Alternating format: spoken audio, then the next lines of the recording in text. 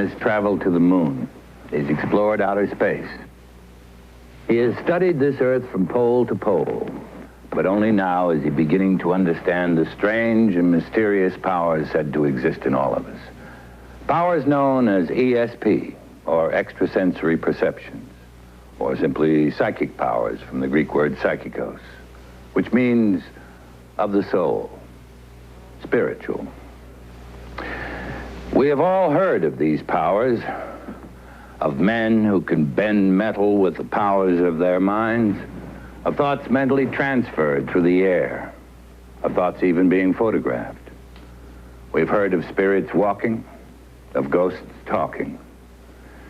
We've heard of prophets foretelling the future, of psychic investigators solving crimes, of people's spirits traveling out of their bodies, of reincarnation. We've heard about these things, and some have been skeptical. Skeptical but tantalized, intrigued by the possibilities. In this motion picture, we're going to examine these possibilities. Our camera teams have traveled around the world collecting the evidence. Great effort has been made to scrutinize this evidence to assure authenticity. We are going to examine firsthand if these phenomena are fact or fiction.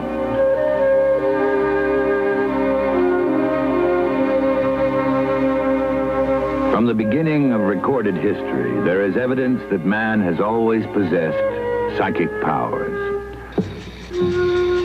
Proof of this can be found among the Earth's few remaining primitive cultures, such as the Stone Age Aborigines in the Australian outback. Anthropologists report that people here are capable of transmitting and receiving thoughts telepathically, often across hundreds of miles. Early civilizations like those in Egypt and later in Greece and Rome called upon clairvoyants to interpret the past or to see into the future. These clairvoyants were called oracles or soothsayers. And like people today, they sought visions of the future in crystal balls or in the bumps on a man's head, or in tea leaves, or in the stars. It has been man's desire to know his future, even his future after death, that has impelled his quest for the truth about his psychic being. He has relied upon psychics, sometimes called prophets, to tell him about this future from the days of the Bible to the days of Nostradamus. Nostradamus was a 16th century physician whose cure saved hundreds of lives from the plague that spread through France and Italy. He's remembered today, however, because of the poems he wrote, poems in which he foretold the events of the future.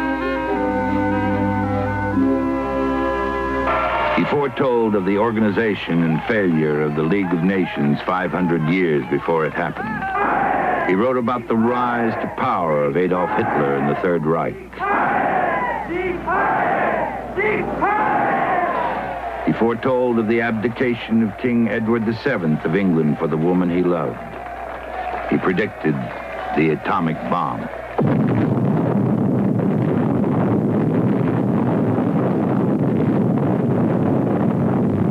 He predicted the end of the world in the year 7000 to be caused by the explosion of the sun.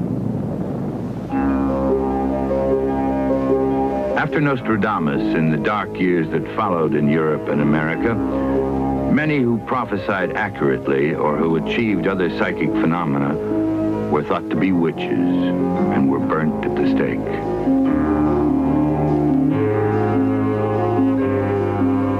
Then in 1848, when the Fox family of New York communicated with spirits, psychic investigations became respectable again. Even Queen Victoria of England was attended by a personal psychic. And in America, President Lincoln is said to have attended seances held in the White House. Lincoln, thought by many to have had psychic gifts, had a premonition of his own death. In a dream, he rose and walked to the East Room. Who Who is dead in the White House, he asked. The president came the answer. He was killed by an assassin. Mark Twain, the famous American writer who also had premonitions of impending death, urged a scientific study of such phenomena. And in 1912, in England, such a study was made. It confirmed that 19 people had canceled their passage on the Titanic because of their premonitions that the new superliner would hit an iceberg and sink.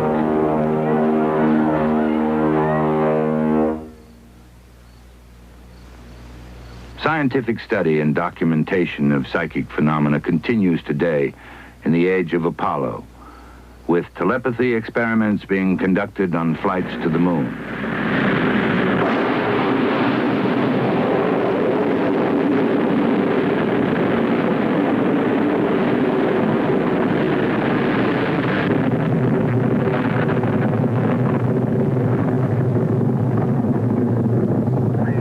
On Apollo 14, Captain Edgar Mitchell, the sixth man to walk on the moon, conducted several ESP experiments.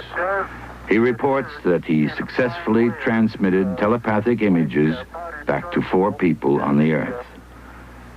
Mitchell is now president of an organization committed to the study of psychic phenomena. I feel that the study of consciousness and the study of mind is offering enormous hope that we might, in the not-too-distant future, start to answer some of these ages-old questions. Psychic research, or psychical research, as it's more appropriately called, is one aspect of this. It is allowing us to demonstrate, using the tools of science, that there are faculties of man's mind that we have never understood as scientists. A very important set of faculties. There are many words going along with this: clairvoyance, precognition, ESP, telepathy, psychokinesis.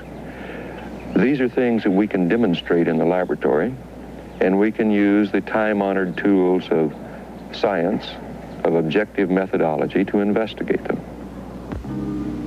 The science for studying psychic phenomena is called parapsychology, and its most preeminent practitioner is Dr. Joseph Rhine of Durham, North Carolina. Here in one of Dr. Rhine's seminal tests, pioneered in his lab at Duke University, a sender is trying to telepathically communicate the identity of the cards to a receiver. The series of cards is run hundreds of times to eliminate the possibility of chance. The results, sometimes averaging 18 correct answers per 25 cards, indicate that at least some people do have telepathic powers. 2. Oh, there's 2 right. Similar tests are used to confirm precognition, the ability to foretell the future. That's 1 right. 4. Here in a laboratory situation, the subject is attempting to foretell the future by predicting which numbers will come up as a result of a random tumbling of the dice. Right that time. 1. Hey, you got all 3 that time. This man, Jerry Termel of Lake San Marcos, California, does not predict which way the dice will fall. He has, under laboratory conditions, actually influenced their fall, moving them only with the power of his mind. We brought Jerry to this studio to see for ourselves if he can really influence the fall of the dice. Jerry, Dr. Landy will roll the dice. Now, you please call out the number you're going to force the dice to roll to. I'll call a 7, sir. 7. By concentrating on the number, Jerry, with the power of his mind, can control the movement of the dice, make the number 7 come up. And a 9.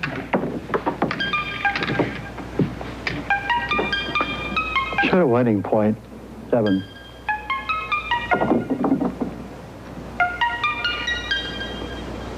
Such controlling or moving of objects with mental energies alone is called psychokinesis. And Jerry has proven that he can successfully use this power 60% of the time, an average more than double that of chance. At the University of California, as at universities around the world, researchers like Dr. Charles Tart are making continuous efforts to extend the study of psychic phenomena. Here, Dr. Tart is attempting to send a number telepathically to the receiver in a second room. Dr. Tart is proving a new premise that extrasensory perceptions increase when the receiver can immediately see his success. In these tests, subjects hit with a greater frequency than before. At Maimonides Medical Center in Brooklyn, New York, new research is now being done in dream telepathy. While a receiver sleeps in another room, monitored by electronic brainwave machines, a sender concentrates on a target picture, trying to infiltrate his thoughts into the receiver's dreams. Michael, wake up. Can you tell me what's been going through your mind now? Yeah. I was at a circus and was laughing at a clown in a big red suit. He was making me laugh. He was very jolly. And he was holding these 3 big red balloons. And it was a holiday, either Christmas or the 4th of July. That's it. That's all I think. Okay, thank you. You can go back to sleep now. In the experiment that you just saw, Dr. Stanley Krippner was a scene in Honolulu of Santa Claus during a Christmas party on the beach. The dream report from the sleeping subject mentioned a circus and a clown in a big red suit, therefore showing some correspondence with the festive atmosphere of the Christmas beach party.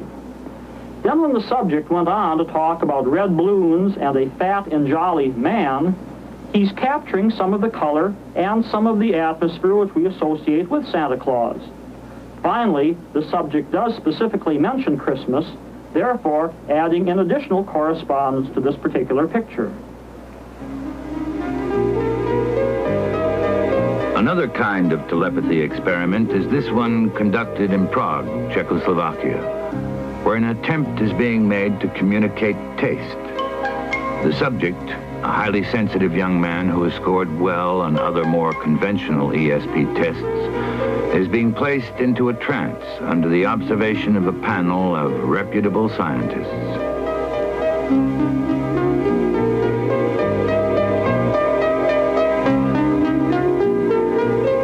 Once the subject or receiver is in the trance, a sender is chosen.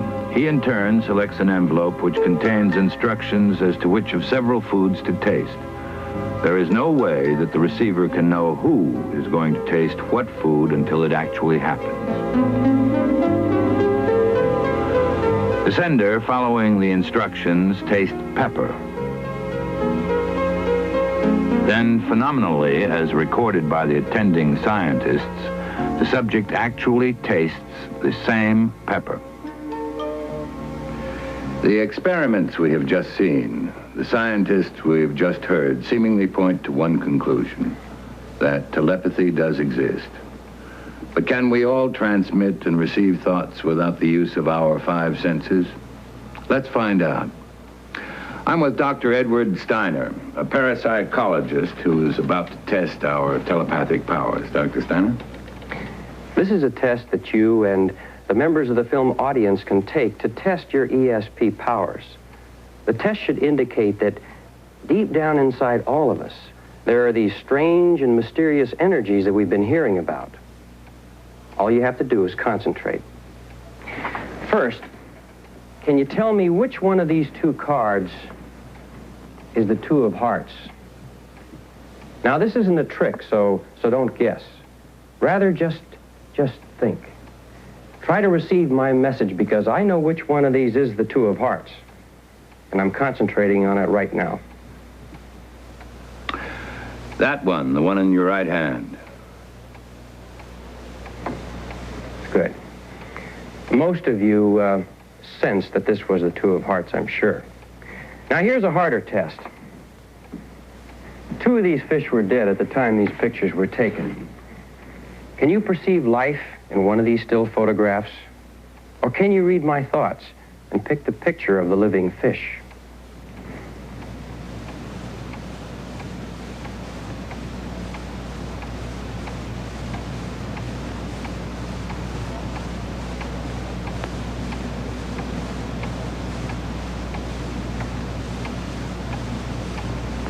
The one in the middle?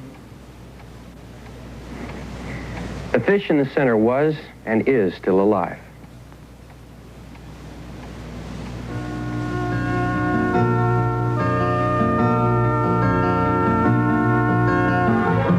One of these two cars is red. The other is blue.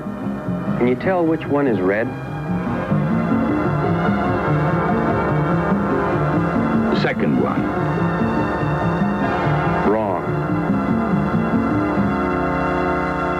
The perception of color by telepathy is usually a good indication of a subject's ESP capabilities. It is one of the most common tests used in laboratory situations. Now let's see how you do on this next one. One of these women is the mother of the young boy. Can you sense which of the three women is the mother?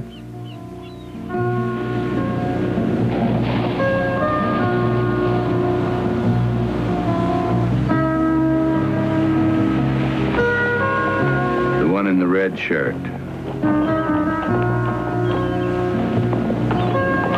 Very good.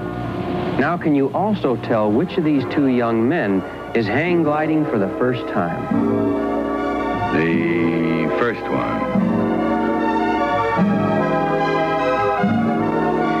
No, the one in the rear. First time up and not a worry in the world. You were right 3 out of 5 times. Perhaps some members of the film audience scored as high. It's not a bad score. Not even a professional psychic would have scored 100% on these tests. Even they are wrong about 25% of the time. Thank you, Doctor.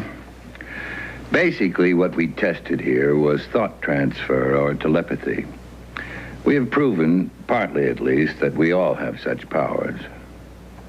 Now, we've all had practical experience with telepathy in our everyday lives. We thought of someone just as they called us on the telephone or said something just as someone else blurted out the same thing. But sometimes telepathic communications occur in very dramatic situations, as it did with Diana Ryder of Illinois in 1975. Diana, age 27, is a secretary to a lawyer during the week, an amateur pilot on weekends.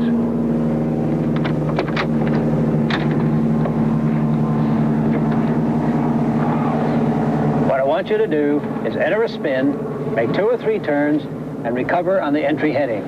What if I black out? Don't. I'll try not to. Just keep concentrating. Think of nothing but what you're doing. You'll be all right. Okay, Josh, let's do it.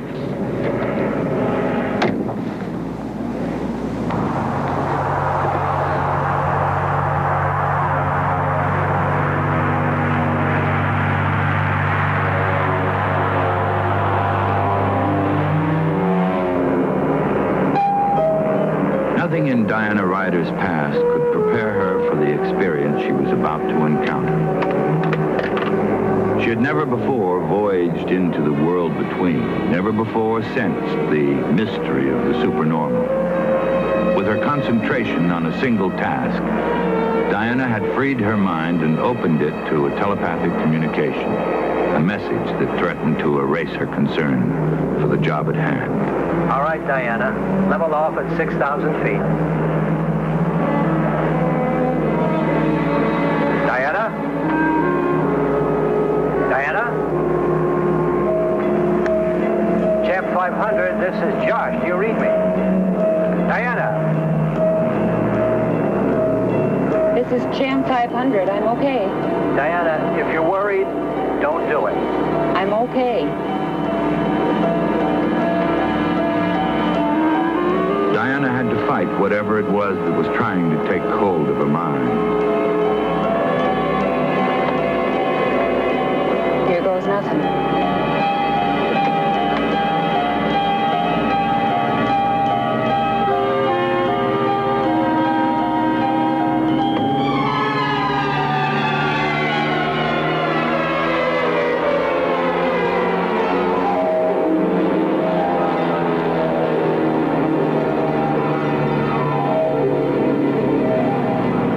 Task successfully completed, Diana now clearly received the telepathic message. Thank God. What she heard was a voice crying out for help, a voice so specific she could not disregard it. And something, not a voice, but something, compelled her to fly 70 miles to the northwest. That same something compelled her to land in an open field.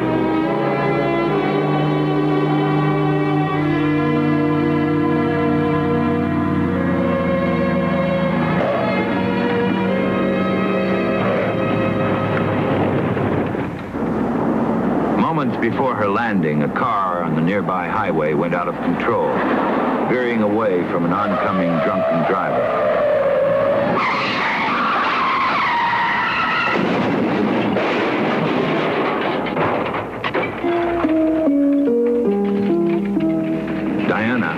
Having landed nearby, was able to rescue the driver from the burning car.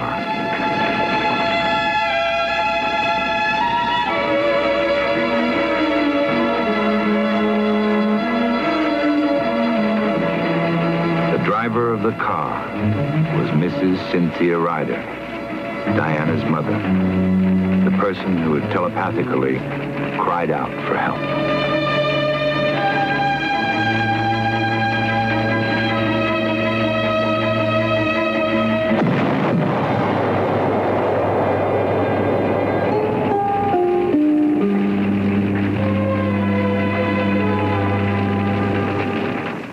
The phenomenon that most of us encounter is that of precognition, seeing the future.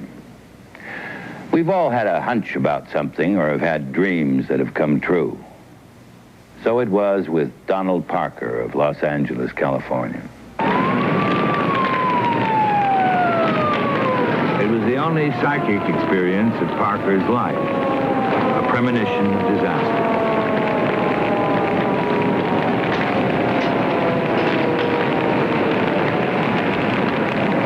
I went to bed about 10:30. There was nothing bothering me. I wasn't worried about anything. I fell asleep right away, but I kept waking up. I kept having this dream that my son's house was burning. At first, I thought it was my own, so I got up and looked around, but it was nothing. So I went back to bed. Finally, I could stand it no longer, so I got up, dressed, got in my car, and drove over here. It was 3 o'clock in the morning. I should have come over right away.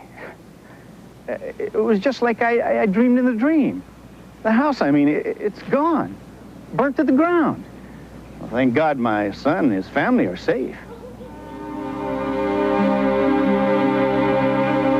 Can heating premonitions avert disasters?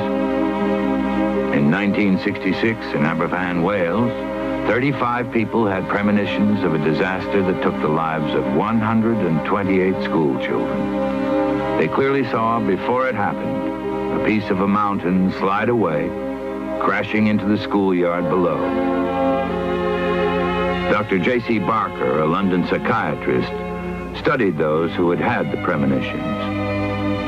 None of them were especially psychically gifted, yet all had seen the grim tragedy that was coming. But there was no procedure by which they could use their knowledge to avert it.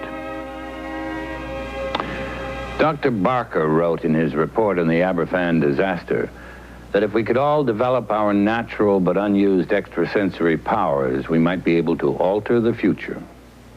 We might be able to use our precognitions as a kind of early warning system.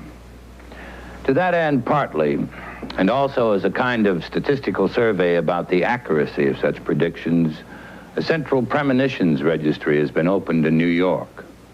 Anyone who wishes to file their predictions there may do so. Already seen by correspondents of the registry before they actually happened have been the assassinations of Robert Kennedy and of Dr. Martin Luther King. Also seen were Rocky Marciano's fatal plane crash and the murder of United Mine Workers leader Walter Jablonski. These were premonitions by amateurs, so to speak, by people like you and me. The psychics who regularly see the future are monitored by the nation's newspapers and by television. Their success has been public and unusual. John Robbins, for instance, predicted a bomb explosion at New York's LaGuardia Airport 4 months before it happened. Helen Stalls predicted Jackie Kennedy would marry a Greek millionaire long before the public became aware of Aristotle Onassis. Clarissa Bernhardt predicted to within 1 minute the earthquake that hit San Francisco at 3 p.m. on Thanksgiving Day in 1974. Bernardine Villanova predicted the collision of the aircraft carrier John F. Kennedy in the Mediterranean in November 1975. Irene Hughes foresaw Senator Ted Kennedy's Chappaquiddick tragedy.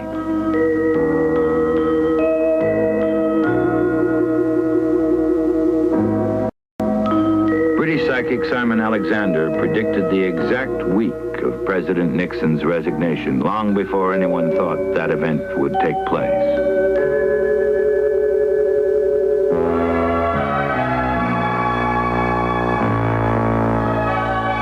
But the psychic with the most noteworthy gift of prophecy has been Jean Dixon.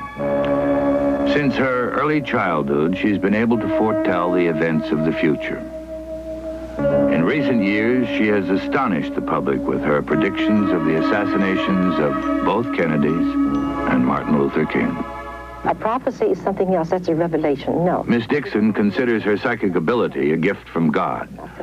She is constant in her efforts to use that gift for the benefit of others. Senator Robert Kennedy, that was a forecast. That was not a prophecy. And Martin Luther King, that was a forecast, not a prophecy. In recent years, Jean Dixon has turned increasingly toward astrology for help in seeing the future. She is among the millions who believe that our destinies are interlocked with the movements of the planets, with the shifting of the stars. For his purpose and his mission upon this earth. Proponents of this ancient art believe that our personalities develop according to what sign of the zodiac we are born under. For instance, those born under the sign of Aries are energetic, enterprising, like Charles Chaplin and Thomas Jefferson. Taurians born mid-April to mid-May are stubborn and musical, like Barbra Streisand and Harry Truman. Geminis are versatile and clever, like Bob Hope, Bob Dylan, and John F. Kennedy. Those born mid-June to mid-July are under the sign of Cancer. They are sympathetic and changeable, like Ringo Starr. Leos are proud, domineering, authoritative, like the Emperor Napoleon and Alfred Hitchcock. Virgos born the end of summer are methodical, like composer Leonard Bernstein. Libras are just, honorable, well-balanced, like President Eisenhower. Scorpios born mid-October to mid-November are independent, like Charles de Gaulle. Those born under the sign of Sagittarius are impulsive, like Frank Sinatra. Capricorns are ambitious, self-reliant, strong, like Joan of Arc. To be born under Aquarius makes one honest, humane, popular, like Babe Ruth or Abraham Lincoln. And Pisces are sensitive, like Elizabeth Taylor. Can I have the knife, please? Not all psychics see only into the future. Here, Peter Herkos, a psychic investigator, is attempting to help a metropolitan police department by looking into the past.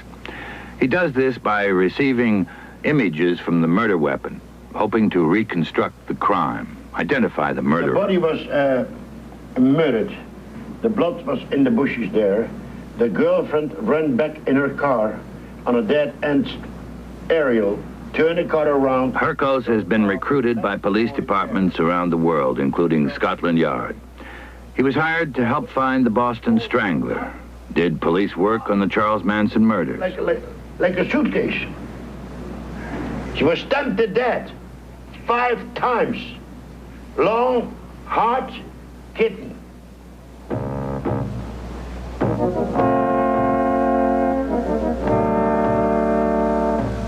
Herkos is not the only practitioner of this unusual profession. There are others, men and women working on all continents. We are now going to see close up how a psychic investigator works as we follow the step-by-step investigation of one murder case. That happened around here somewhere. May I have the photograph, please? For 6 months, the police in a California town were stumped by what had become known as the Pier murder. A 17-year-old girl had been found dead. The girl was about 22 or 23. I see her with long, dark hair. Maybe a little below shoulder length. Let's try it over here. By being able to psychometrize, that is, to read messages from an unseen photograph of the victim, the psychic investigator is able to tune in on the crime itself. She is able to locate the scene of the crime, to describe and identify the victim. Annabella, that's the name. So far, so good. But we know all that already. She has to tell you what she sees as she sees it. There are no shortcuts. I wish I could be sure we weren't wasting our time. I feel a stab wound under my arm, down my side. There's no way she could know that. Nobody knows that. That was never released. What is she doing? Look at the photograph. At the position of the body. The psychic again senses information about the crime, how the body of the girl fell to the ground, how she was found.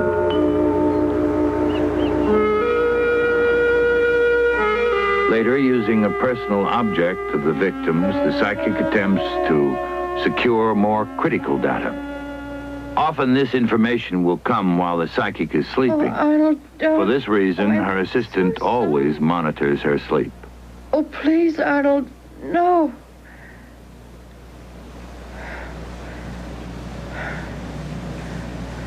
I see her running. Oh, she's very frightened. She's running. Arnold. He's about 5'7", 5'8". He has short blonde hair. Oh, Arnold's very sick. He's diabetic. He's very, very sick. Oh, she loved him.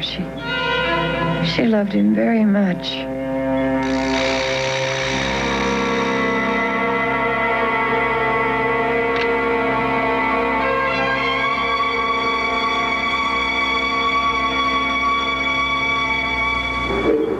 Gave her the ring. The information obtained during the psychic's dream is reported to the police. Not far away. He's not far away at all. That's when you woke up. Is there a park around here? Could you get me a map? Like most psychic investigators, she will work with a map, hoping to pinpoint a specific area in which the killer is working or living. She works with the map upside down. May I have the ring, please? Thank you. Again, using a personal object of the victims. Here. He's buying a gun here. Right here.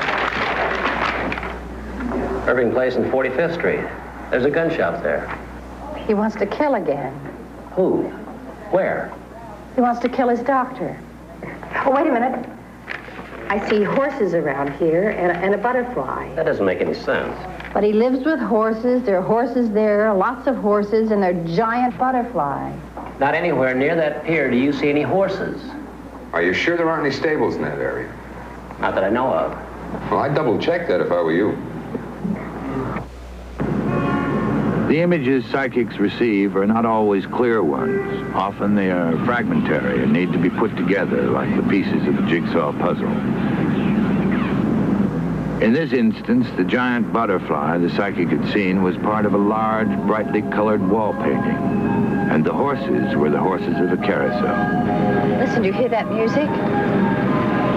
At the carousel, those are the horses.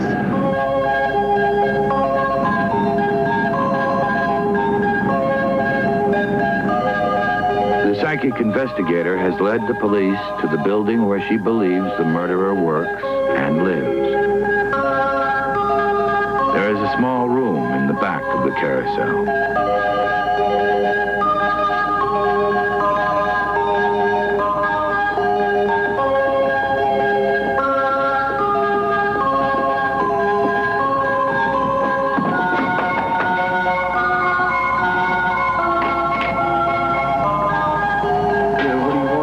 We just want to talk to you.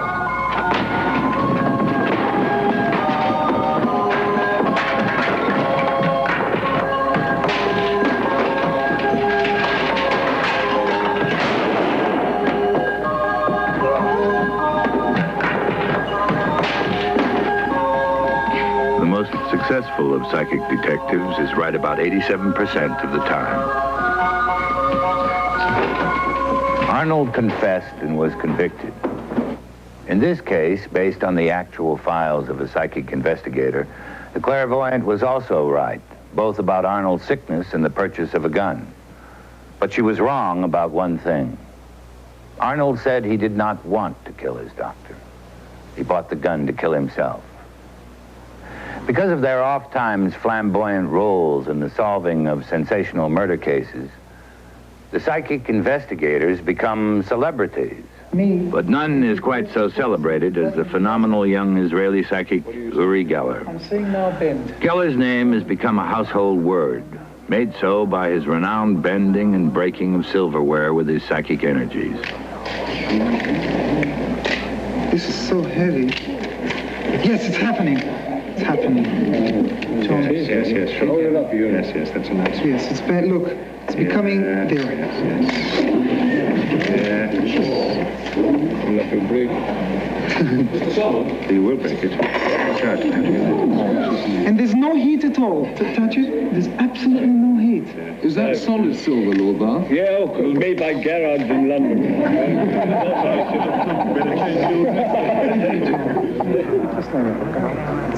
When I go like that, everybody say move. Just want it to move, either the whole compass or 1, 2, 3. Geller's feats are psychokinetic. As one major study concluded after examining him stated, he has mastered the power to affect objects solely with the energies of his mind. Here in a demonstration of these powers at Longleat in England, where all of his activities were strictly supervised to guard against fakery, he is attempting to psychically move the points on a compass. He is also trying to use some of the psychic energies in the room by asking a few people to lock hands. 1, 2, 3. Wait, 1, 2, 3.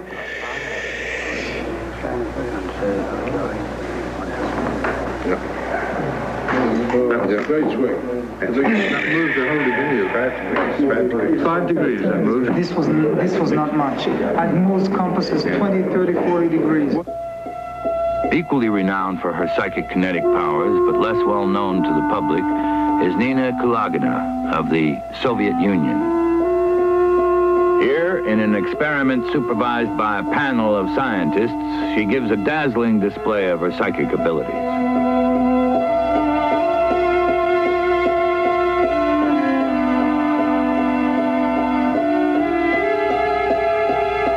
The scientists have determined that Kulaginez's heartbeat quickens to 240 beats a minute while she is performing the psychokinetic task.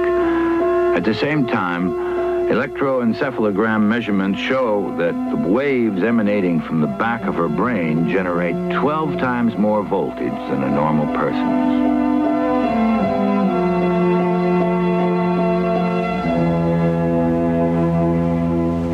Back here in the brain is something called the pineal gland. Some researchers believe that it's here that the electrical chemical components of the brain get charged up, disturbed, redirected, causing a sharpening of our extrasensory powers. Why does that gland work for some people and not for others? Well, I guess it's a trick of nature. For some of us are born with this gland bursting with power. Others are born with it inactive. Others, like Peter Herkos, suffer an injury that causes this gland to come to life. That's only theory, isn't it? Still unproven? Yes, that's true. But what is proven is that we are made up of the same things as the stars. We are energy, like electricity. This energy pours out of us, sometimes against our will.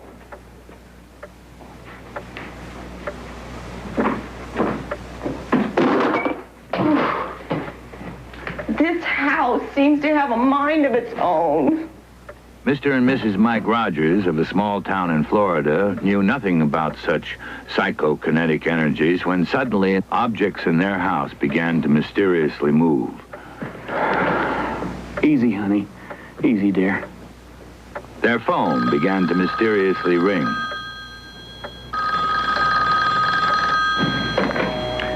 Hello? Hello? Hello? Third time tonight. There's no one there. They did not know then about the powers of human energy.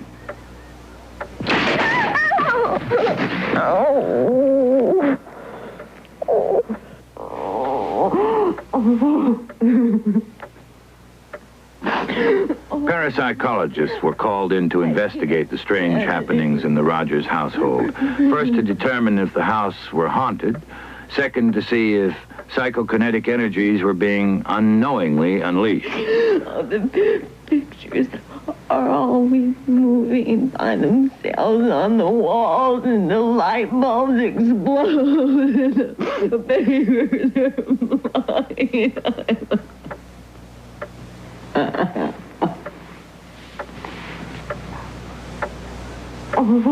What they learned was that Mrs. Rogers was energizing things, moving them unconsciously with the power of her mind.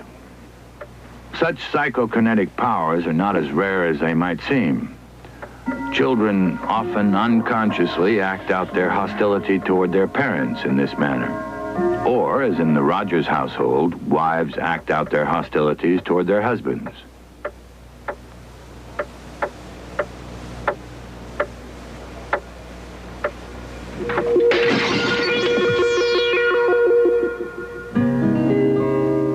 These powers also one day mysteriously abate, go away as strangely as they had once appeared. In Mrs. Rogers' case, she came to understand what was happening to her and resolved her problems with her husband, and today lives in a quiet, normal household. Another kind of psychokinesis is that practiced by a former Chicago bellhop, Ted Sirios. Sirios is capable of impressing his mental images on unexposed film. He takes pictures of his thoughts. His feats have been performed under the supervision of a noted psychiatrist at the University of Colorado, Dr. Jewel Eisenbud. In this dazzling display of mind over matter, Sirios points a camera at his head, and instead of getting a picture of his head, gets an image of the thoughts inside.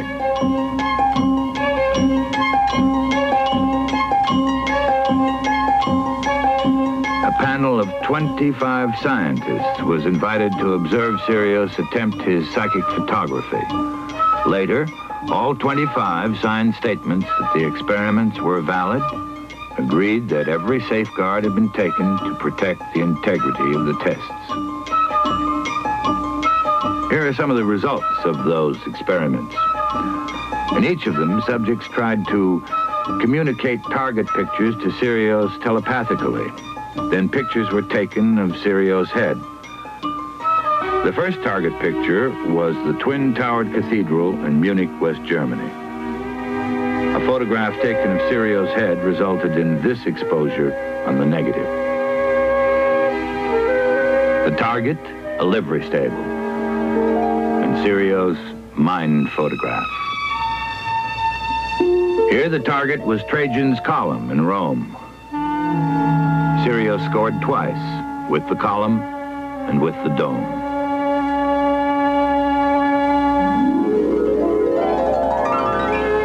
This photograph of a medieval town resulted in an obscure image.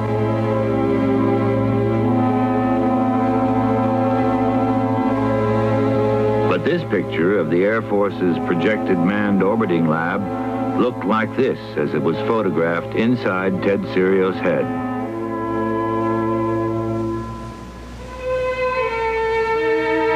The work of psychics like Ted Sirios is now being chronicled and stored for research purposes, just as was the work of America's most revered psychic, the late Edgar Casey.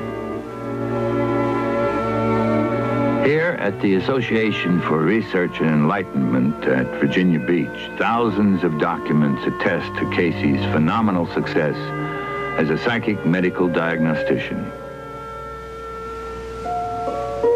Known as the sleeping prophet because his visions came to him in a sleep-like trance, Casey, without any medical training and with no formal education, could diagnose and prescribe cures for illnesses of all kinds. He did this without ever having seen his patients. He discovered his rare gift when he found the cure for his own voice paralysis during a self-induced hypnosis.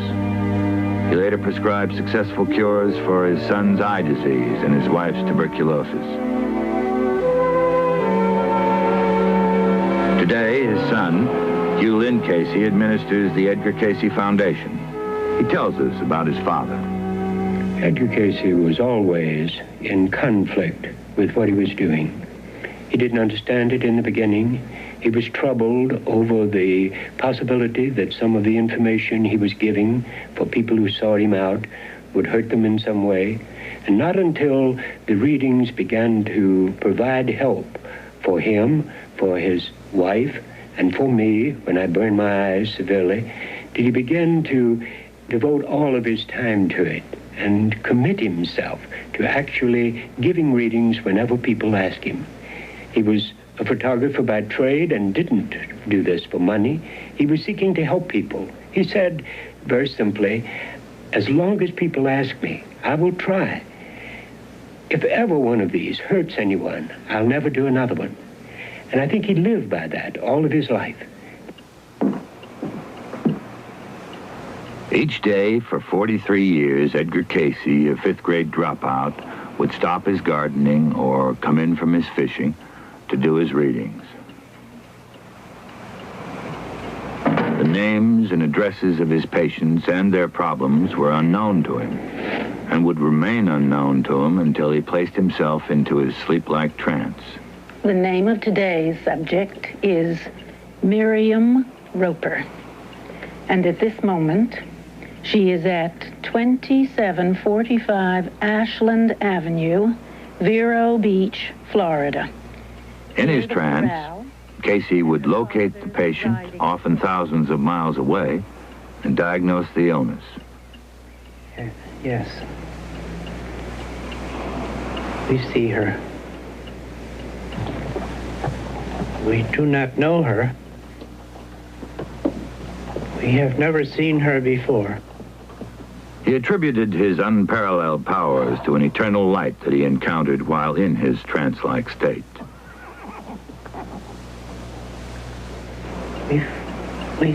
We find that this body is not very good, not correct in every respect. We find... In some cases, the sleeping prophet mentioned medicines unknown to modern science. Research would later show such medicines to have been ancient cures, long forgotten. Balanced metabolism. In the cerebrospinal system, we find there is something wrong with the... He believed that the center of the body was its nervous system and sought to treat that, often with home-style folk cures. To 16 ounces of water, add 1 ounce of dried wild ginseng root. He believed in healing the whole person, body, mind, and soul. And in 36 to 40... When Casey awoke, he remembered nothing of what had transpired during the trance. Have a body would not have understood it if we were told it. Ready for question.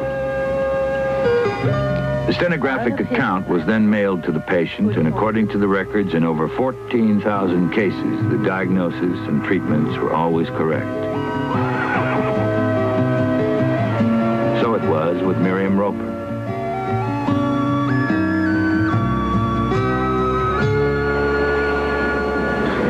Though singular because of his range and character, Edgar Casey was not the only person to heal through the wonders of psychic powers.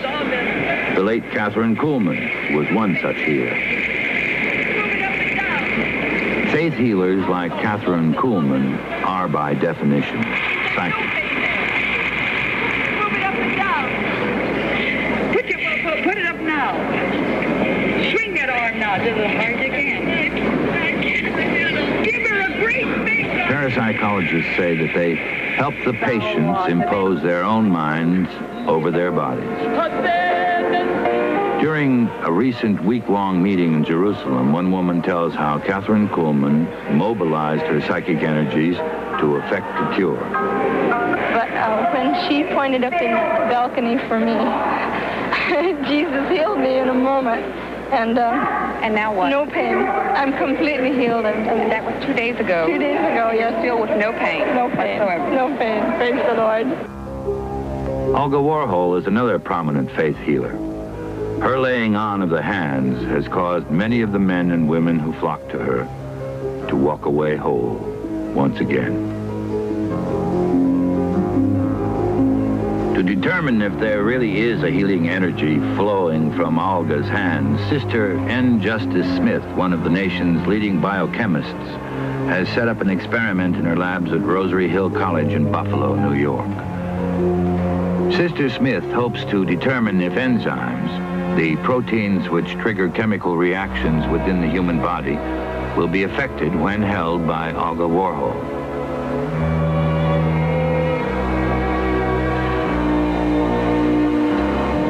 The results of the experiment show that the activity of the enzymes increases substantially when held by Olga Warhol. They react in the same way as they do when subjected to a high magnetic field. There really is nothing supernatural, nor mysterious, nor occult about paranormal healing. It can be tested and measured and demonstrated in a scientific laboratory. Now you see, when there's greater tension, of course... Because of the progress being made through the study of psychic healing, a new science of consciousness is being introduced to help people help themselves. On a wrinkle, your forehead is... Called biofeedback, it teaches the patient to control or even alter his bodily processes to fight off illness. Less tension. Yes, I see. Any questions? Modern medicine is being forced to re-examine its concepts of healing. Today, they are re-evaluating ancient psychic energy procedures such as acupuncture. This point, which is called a governor vessel point, and it's located right in the middle. Sometimes it hurts just a little bit. Based on the energy the Chinese call Chai, the procedure calls for the circuiting and recircuiting of the electrical impulses in our body. There is also something called psychic acupuncture. Well, Eberle's diagnosed as some long name, but... Ethel DeLoach of Florham Park, New Jersey, is treating a patient for arthritis. It's very painful. She exerts only psychic energy at the acupuncture points. She is doing what others do with needles, redirecting the electrical impulses that run through our body.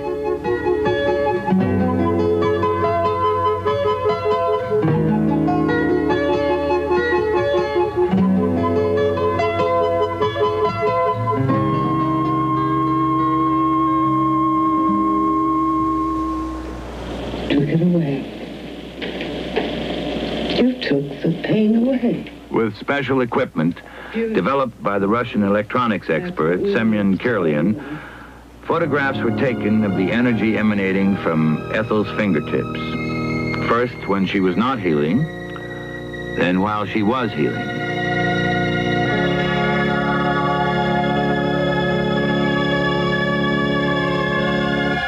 There is a dramatic change. Bright reds and oranges indicate something is happening in Ethel's hands.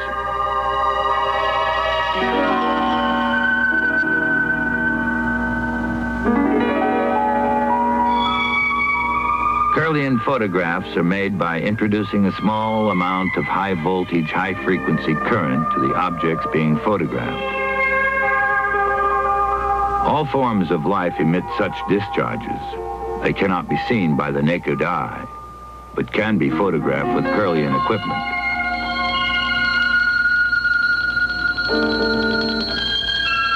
These energies are sometimes described as auras, as our other bodies, or as the Russians call them, our bioplasmic bodies.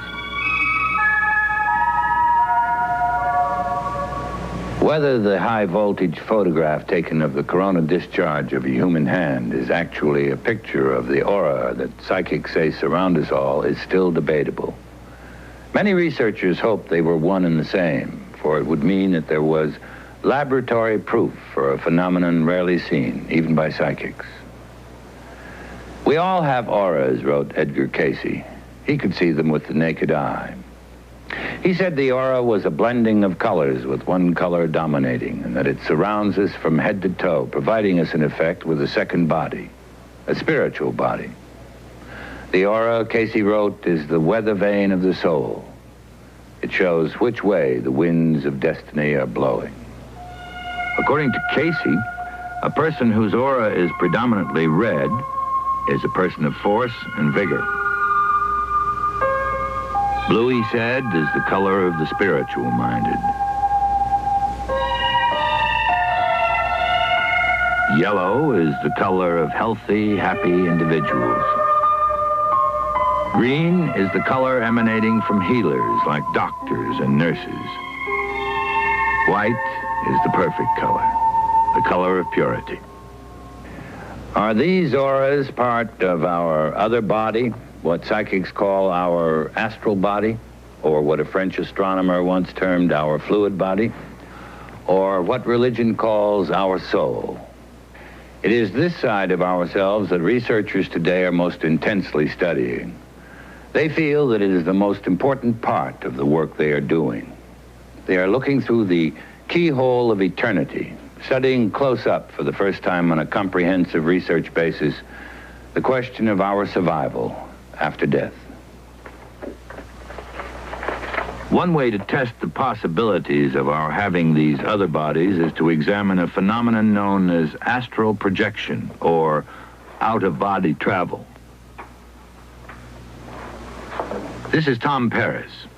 Under the supervision of Dr. Adrian Van Oker, he is about to attempt astral projection.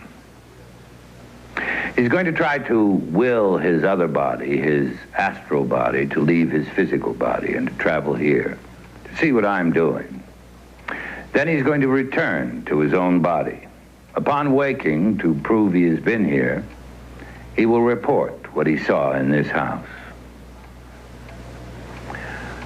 Tom Paris has never been in this house. He does not know what this room looks like. I will have energy. I will have energy. I am energy.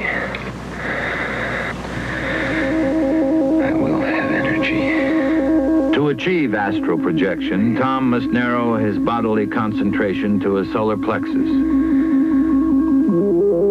He must imagine himself leaving his body, pick a point in space, float toward it.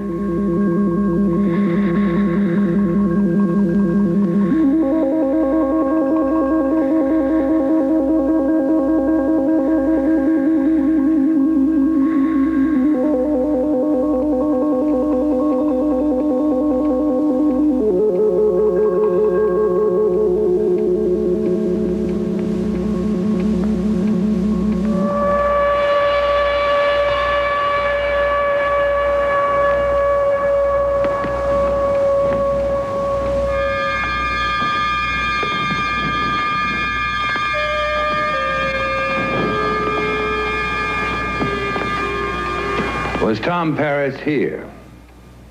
Could he have been here? Let's find out. Well, I described it as being like a light, a spot of consciousness. It feels like light, like I was light. Can you describe what you saw? Yes. He was sitting on a green plaid couch by his fireplace. And as I entered the room, he seemed to feel a chill. He rubbed his arm and his shoulder. And he might have seen me because as I passed in front of him, well, between him and the fireplace, he looked stunned, kind of surprised. Then he got up and he started moving about the room. He has a Tahitian painting on his wall, and the book he was reading was an Agatha Christie mystery. What you have just seen actually happened at a controlled experiment held under the auspices of the Society for Psychic Research in Durham, North Carolina. It is something that is happening a great deal now as researchers test subjects who claim to have had out-of-body experiences. Some claim to have traveled great distances out of body, even to other planets. But more interesting are the spirit journeys taken by patients on deathbeds and by those who have survived after having been pronounced clinically dead. They tell of journeys to the other side, like Victor Solo of New York City. I remember a very powerful grid of energy. Solo was clinically dead for 28 minutes. He describes what he experienced during that time. Which I did not want to touch. I didn't want to get close to it. And I sort of had a very strong sense of resistance, but I was moving towards that grid with quite an irresistible force. I was quite reluctant to approach it, but I couldn't help it. And the moment I was in the grid, things changed in a very radical form. I think people do not die. I think you simply step from one room into another room, like you step from one dimension into another dimension. If we continue to exist after our physical bodies die, if there is another world on the other side, is it possible to communicate from one world to the other? One way of communicating between these two worlds is with the help of a medium at what is popularly known as a seance. Here in this room, under controlled circumstances, in full light, observed by our two cameras, the medium, Reverend Dorothy Vallis, is about to conduct a seance. All mediums claim contacts in the other world. Reverend Vallis contacts a doctor. Dr. Sarah speaking. Hello, Dr. Starr. Welcome. During this seance, two people will attempt to contact the spirits of friends who have only recently died. Yes, I recently had an acquaintance that crossed over, a girl. Gloria Omar. If you would like the name, I feel that that's probably the spirit that may have been trying to come through. Would you like a name? Do you want the name? I do not need names. The medium, before going into her trance, had no apparent knowledge of Gloria's deceased friend. Into the Valix, Gloria. Yes. The hands were held with the crossing. Yes. You know this. Yes, I do. Because you sent this energy yourself. Yes. She is over. Yes. But she is the petite one we call. And you know why we call her the petite one. Gloria? Yes, I believe I do. Yes. Child is like a new penny because the hair was quite unusual. Speak to me, Gloria. Yes, that's absolutely correct. Thank you very much. Dr. Bravin has a question he'd like to ask. Yes, doctor. There's someone who passed on recently. Dr. Martin Bravin, a psychologist. I feel this is a man's vibration, doctor.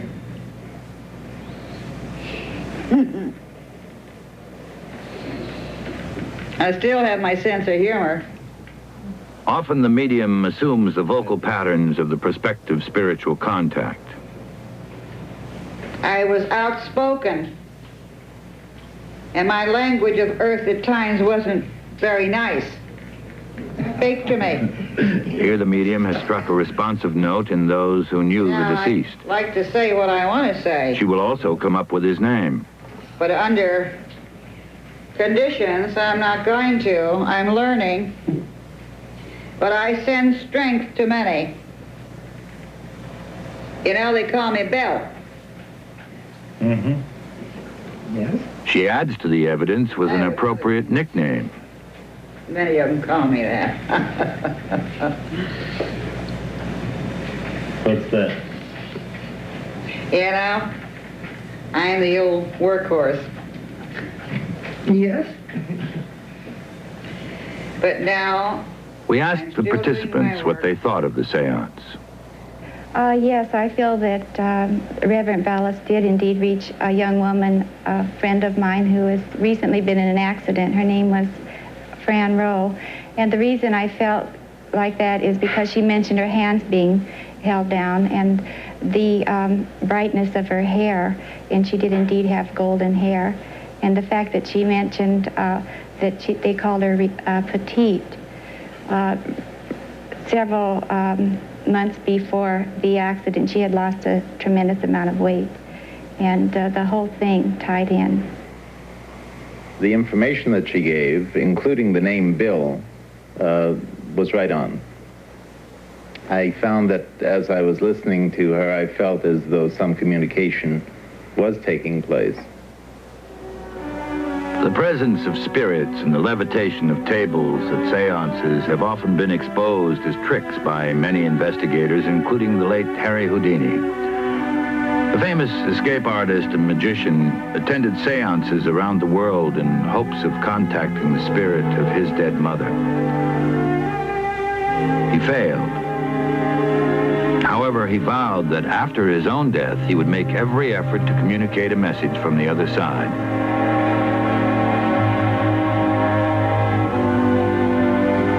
Ladies and gentlemen, to protect against fraud, he gave the message only to his wife. She placed it in a vault. And hands touching. Then in 1928, the medium Art Ford conducted an historical seance. It began with Ford contacting his usual spirit guide in the other world, a childhood friend called Fletcher, who was killed during World War I.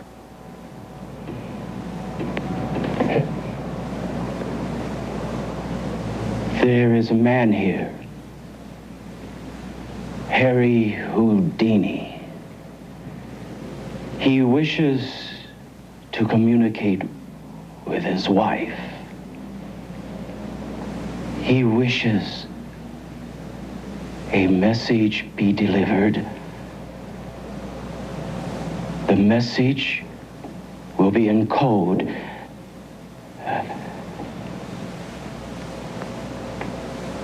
Roosevelt, answer. Tell. The code was that used by Houdini and his wife during their mental telepathy nightclub act, a code known only to the two of them. Each word represented another letter of the alphabet. Tell. Answer, answer. Decoded, the message read, Rosabelle, believe. Houdini says, please give her this message. Mrs. Houdini, who was not present at the seance, later confirmed that this was the message her husband had vowed to send back. This communication was... Hartford died in 1971. Since his death, he has reportedly been in contact with newspaper writer Ruth Montgomery. One of the leading political correspondents of our time, Miss Montgomery shocked her readers with accounts of her daily writing sessions with Art Ford Spirit. Here she tells of her earliest contact with Ford Spirit. Well, he first of all told of his own passing, saying that there I was lying in excruciating pain in my hospital bed, and suddenly I was free. I felt like a boy again. He said he saw his mother and sister and friends coming to greet him. And then he went on to tell about other souls over there and what they do and what it's like to be on the other side. I've had tens of thousands of letters from that book, and so many of them start out, you have removed all fear of death from me. I used to be terrified of it, and now I feel no fear at all. Well, I feel that, to me at least, it proves survival after death. There's no question in my mind anymore but what we survive as personalities, as individuals. These three men, father and sons, the Veilleux family of Waterville, Maine, advanced several photographs they have taken as additional proof of the survival of the spirit. Following instructions they claim to have received from spirits in the other world, they have taken pictures at appointed times and places. This was the first of two pictures made after one such communication. The second showed a spirit-like image of a young woman. The spirit images they photograph are not visible to the naked eye. They appear only on the negative after processing.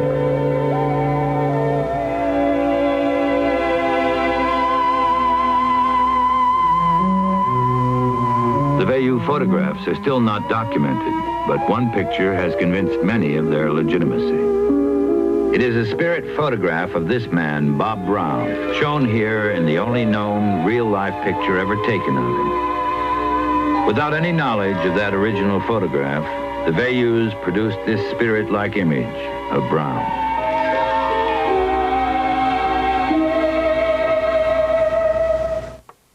If you had heard people talking about spirits, about shadow bodies surviving death, you would have labeled the tales they told as ghost stories, fantasies to be read on a wintry night by a warm fire, something to enjoy or muse about on Halloween.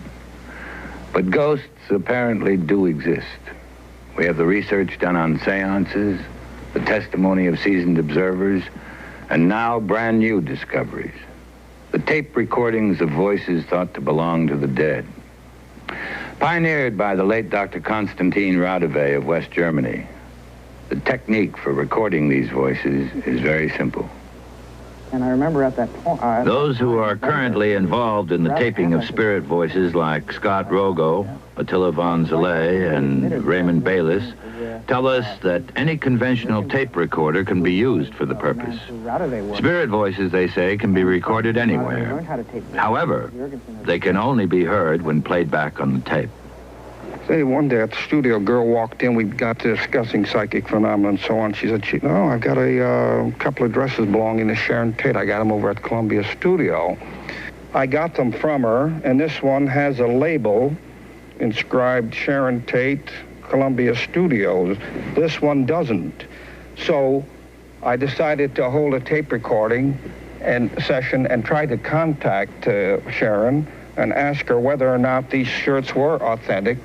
Were they really her shirts, her dresses? And the voice came in and says, "Keep the shirt," indicating that this one is suspect and that this one is genuine. Mr. Vanzaleh is playing back a voice he alleges is a spirit voice. Keep the shirt, the female voice said.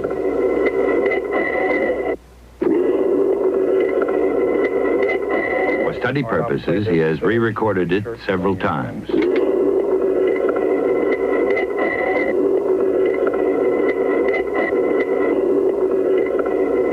Well, actually, this tape, prompts me to start thinking about, of course, the main issue that we're talking about here, which is where do the voices come from? Now, obviously, there's two possible answers. Either we are somehow communicating through your psychic ability with discarnate entities, or somehow through your own PK ability, you are somehow psychokinetically affecting something to get those voices on the tape. Spirit voices or psychokinesis? To further examine spirit voice tapes, our cameras visited a Southern California cemetery along with Mr. and Mrs. Harry Shepard, two other researchers of these phenomena.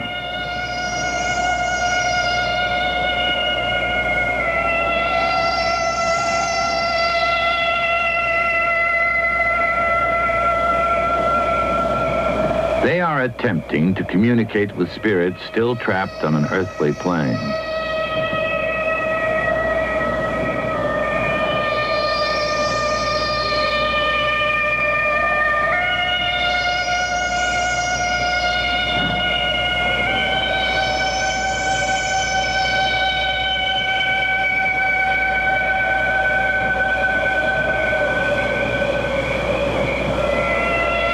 Like others in the field, the Shepherds claim to have taped hundreds of spirit voices. Here are only two of them, still undocumented. Recorded at a cemetery not unlike this one.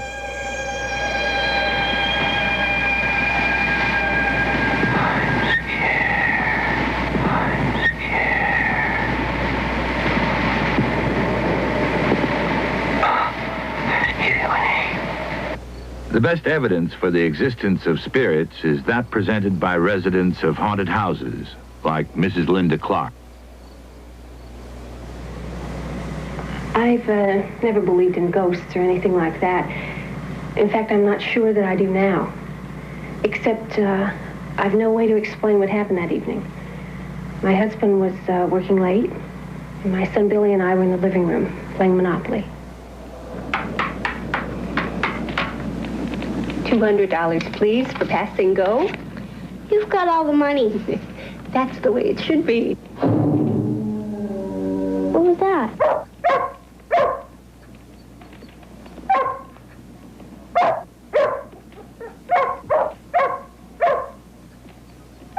Fred, come over here.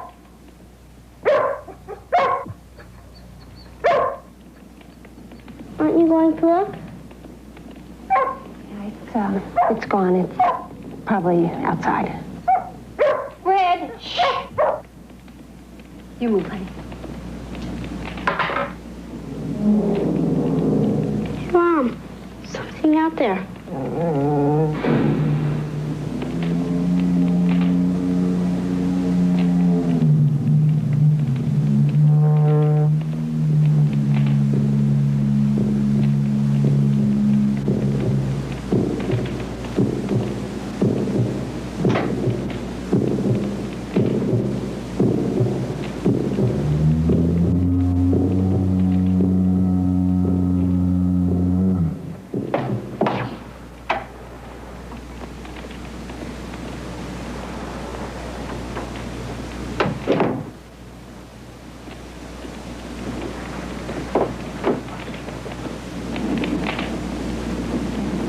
What is it? It's nothing, honey. Will I still hear it?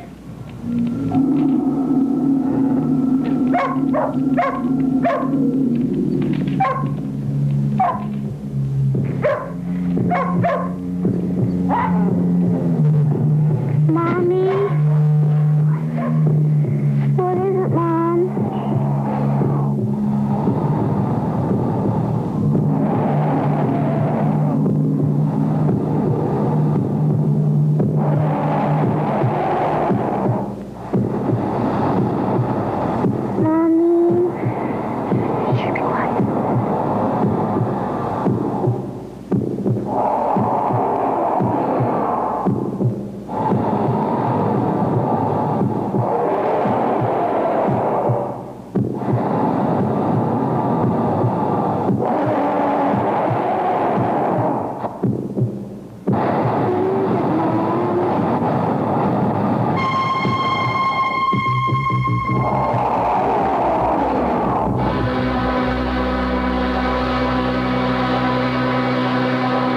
There are many reasons for a ghost to return. Sometimes not to haunt, but simply to communicate with loved ones still of this world. Others return to try to break free from a violent and emotional bond that keeps their spirits tied to a certain place. I'm at the United States Coast Guard Lighthouse at Point Vicente, California, south of Los Angeles. Several times in the last few years, members of the Coast Guard, young men with stable psychological profiles, have reported seeing the ghost of a young woman here. They've seen her above where the great light turns and below in the rocks near the crashing surf. There are many stories as to whom this spirit is and how and why she dwells here at Land's End.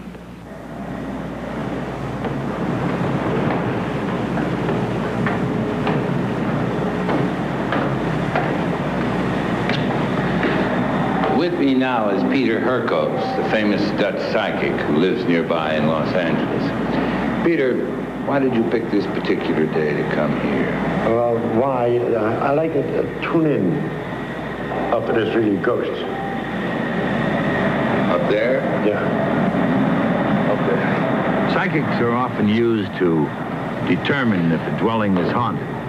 They attempt to contact the spirit itself or read the auras lingering in the walls and floors. In this instance, Peter Herkos is being asked to tell us if there is any truth, in his opinion, to the story about the ghost.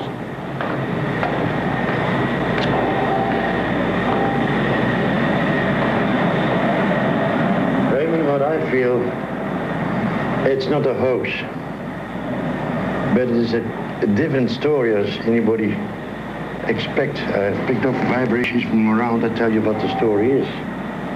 It was happened exactly about 2:30 in the middle of the night. The ghost, Peter tells us, is that of a young girl who killed herself after watching her boyfriend die in an accident. She must be very much in love with him that time, and she blamed herself that she thought she killed him, and he didn't kill him, but he fell off. He was drunk and fell off the cliff. Or she must have done something in herself. I don't know what she did, suicide, but she didn't die on a normal death.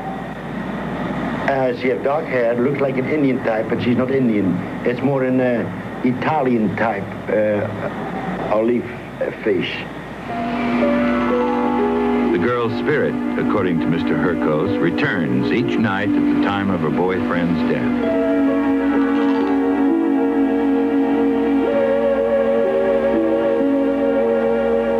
And according to the accounts given by various Coast Guardsmen, such a spirit does walk here. She walks, they say, at the ghostly hour of 3 a.m.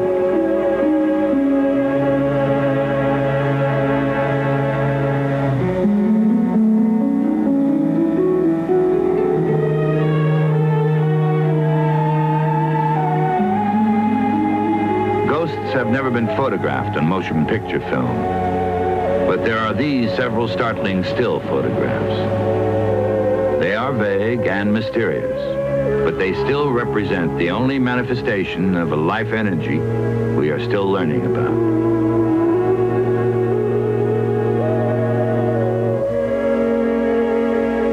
Spirits have been photographed in the great houses of Germany and at this church in England.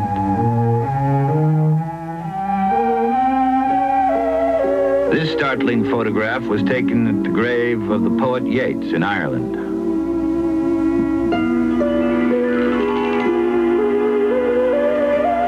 And this one at a cemetery in America.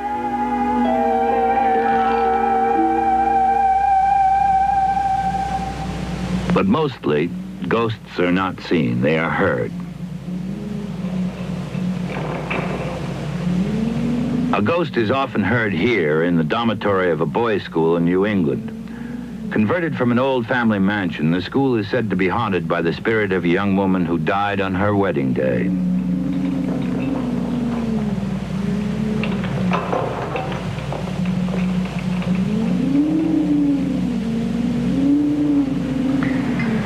Did you hear that? Ray, Can you hear that? Leave me alone. Occasionally, one of the students claims to have seen the ghost.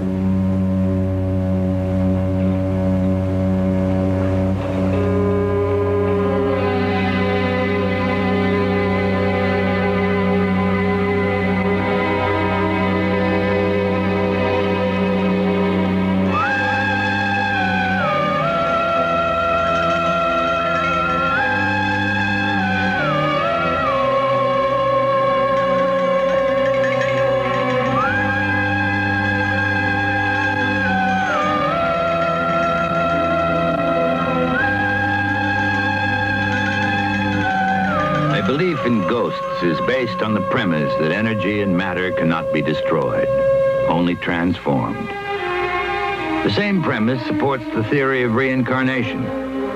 At the University of Virginia, where Dr. Ian Stevenson is studying reincarnation, there is evidence that we do return to Earth time and again in other bodies. Edgar Cayce believed this. And Taylor Caldwell's novels are said to be based on a knowledge of her past lives. Mozart's childhood musical genius is attributed to his having lived a former life as a musical artist. Other geniuses like Benjamin Franklin and Mark Twain believed they were reincarnates. And General George Patton believed he was a great general because he had been a military man in a past life. Researchers validate the accounts of reincarnation by checking out the details of the regressed person's previous life against the documented facts of that life. For instance, in one case in India, researchers verified a young girl's memory of a past life by finding money she said she had concealed in a town she had never visited or even known about in this life. Another way to validate reincarnation is by going back in time through hypnosis. I've been hypnotized many different times during my lifetime, and Roger Doyle. During these sessions, I regressed, of course, into a different life. As a matter of fact, many different lives. I think one of the most interesting, perhaps, was as a Spanish soldier during the 16th century with Cortez.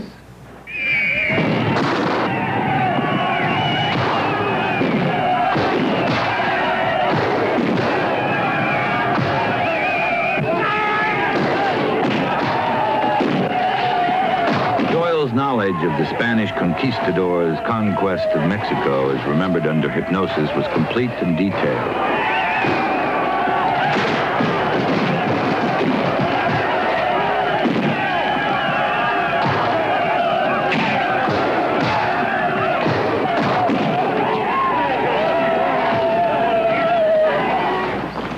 His recall of the habits of both the coastal and central Mexican Indians was that either of a scholar or of someone who had been there.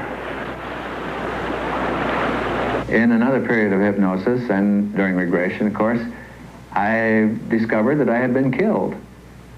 And it occurred after Montezuma's death and during the time that the Aztec warriors were warring on us and driving us out of Mexico City.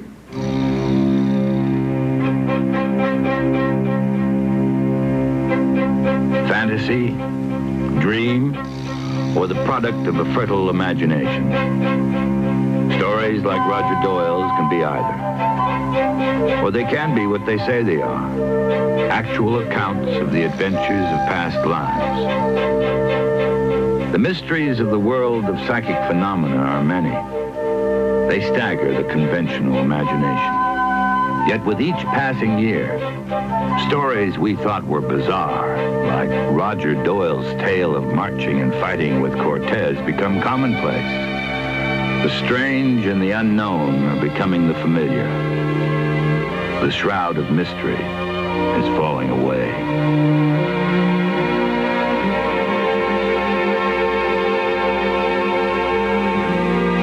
Acceptance of psychic phenomena is growing. Belief in it has grown as the evidence for it has grown.